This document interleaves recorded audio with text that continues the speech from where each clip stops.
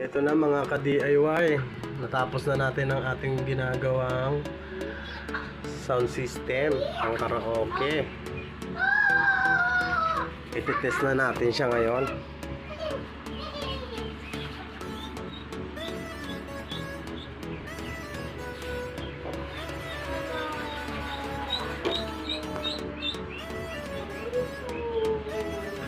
Class D amplifier, 500 watts, transformer, light indicator, preamp sa right channel and then left channel. So sineparate na natin para mas maganda yung output natin. So yung gagamit na lang kung magtitimpla ano yung gusto niyang tone.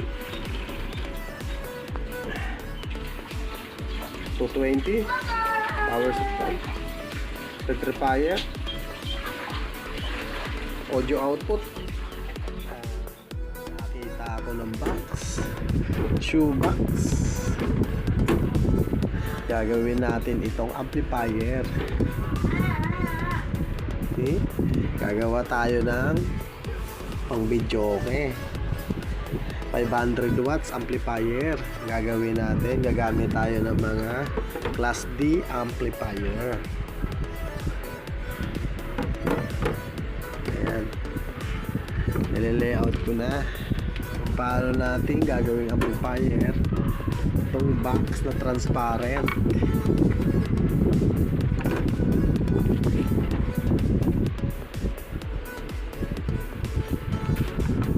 Isa-isahin natin itong gagawin. Unahan natin butasan ng box bago natin i-fix ang ating amplifier. Amplifier, speaker protection, and then ang ating transformer.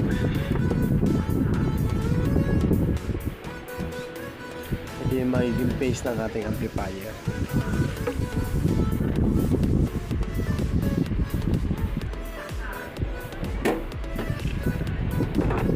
House dito nakatutok sa ating amplifier ay nakatutok sa ating transformer. Ayan, para mapagana natin siya sa mas matagal na oras. Ganyan siya. Mga ka-DIY, ano nga palang gamit kong pambutas rito? Soldering iron. Tulad nito.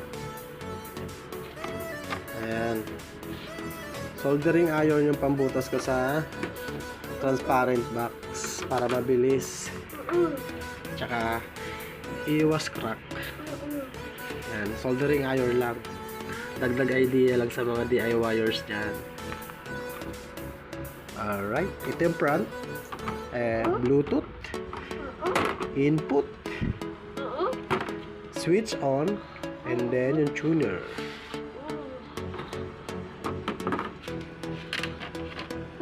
Transformer sa gitna. Output. Output. Speaker output.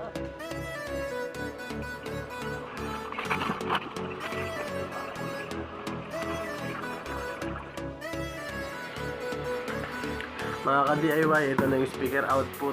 Nabutasan ko na siya gamit ang soldering iron. Ngayon ilalagay ko na yung ating mga connector, speaker connector.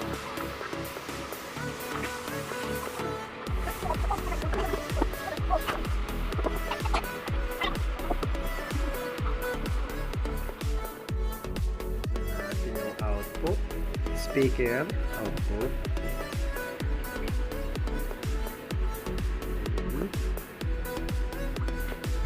Uulitin ko yung pambutas ko po dito is soldering iron lang. Speaker protection, output line, speaker output line.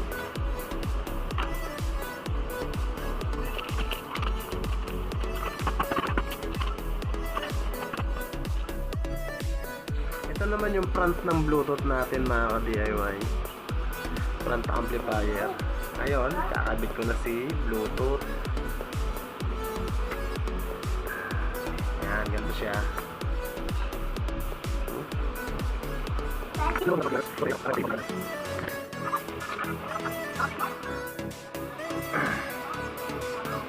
Lalagay na natin yung ating Class D amplifier. Ayan siya. Left and right lang muna.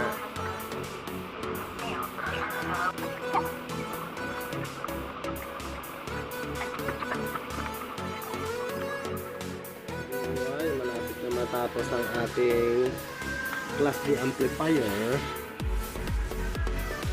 Ayan. Dito na lang sa gitna yung transformer. Class D amplifier, output, protection, speaker protection, tuner, switch on, Bluetooth, input. Ayan. Tapos, ito pa, gagawin pa natin to. Itong X-house niya, balikan to. Ayan.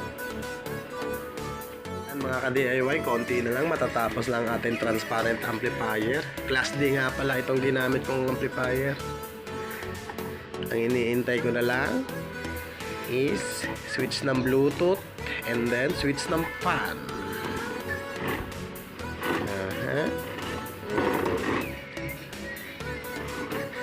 Pero working na siya. Napagana ko na siya. Quality, low noise.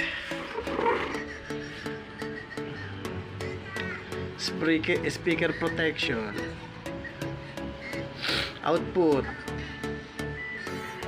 lahat ng jack ito na, kahit anong available natin pwede. Banana mic in 6.5 mm output and then XLR.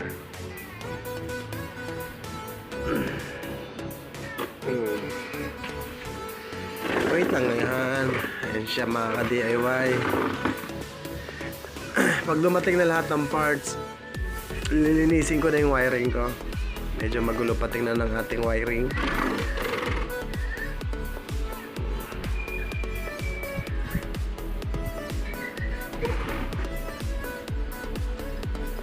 Ayan siya. 60 volts nga pala yung ano natin. 60 volts positive, 60 volts negative yung ating supply para sa ating Class D amplifier. Napakaliit niya pero malakas siya. Kaya ganon kalaki yung ano niya, yung kailangan voltahe. 65 volts negative positive. Ayan. Good na to mga ka-DIY home theater. Switch tapos potentiometer ng right channel, left channel and right channel. Yung isa wala pa, kaya hindi ko pa malinis yung wiring sa loob nito, kaya may kulang pa. Crossover with mic input dito, reverb. Check natin ang DIY amplifier natin mga ka-DIY. Simula tayo rito sa right channel. Volume,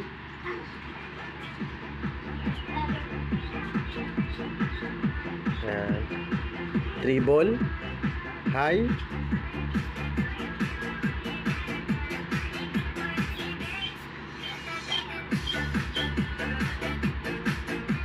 and then yung bass.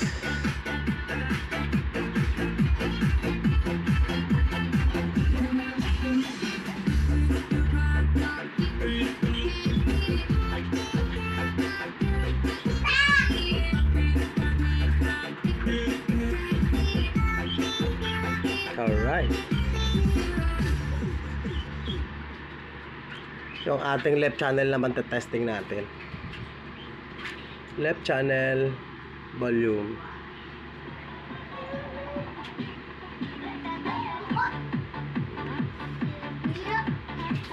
Treble, high.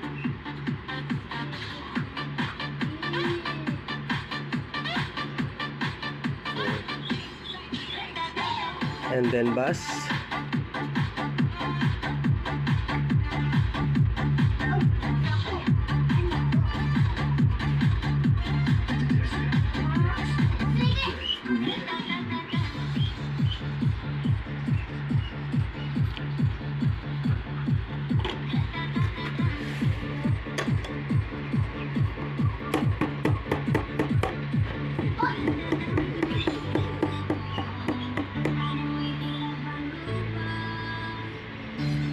Capacitor, rectifier, Class D amplifier, karaoke module, Bluetooth module,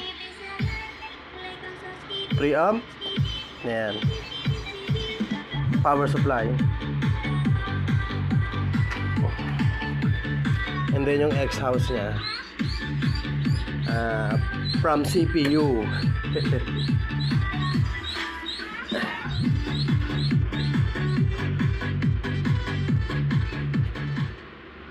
Ngayon patugtugin naman natin siya ng sabay.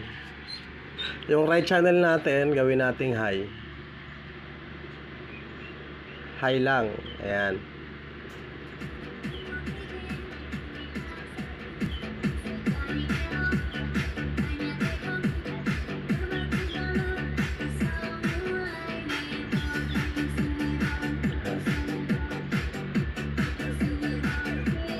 And then left channel, pagsabay na natin siya mga DIY.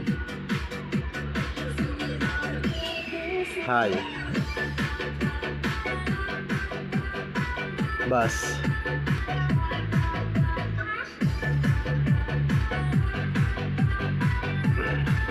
Bass. Sa right. Lakas siya.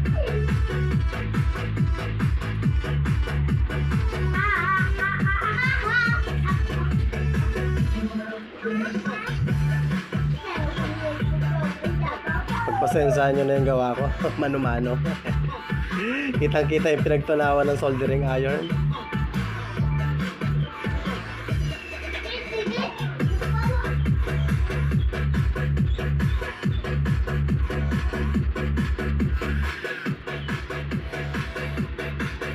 Yan, analyze natin yung bass. Treble. Yan.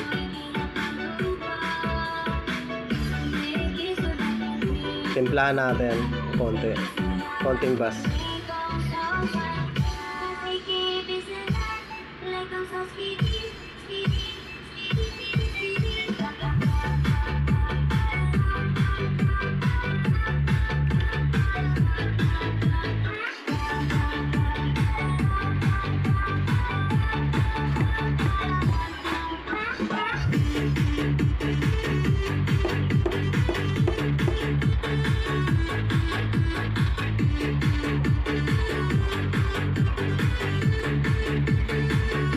Speaker.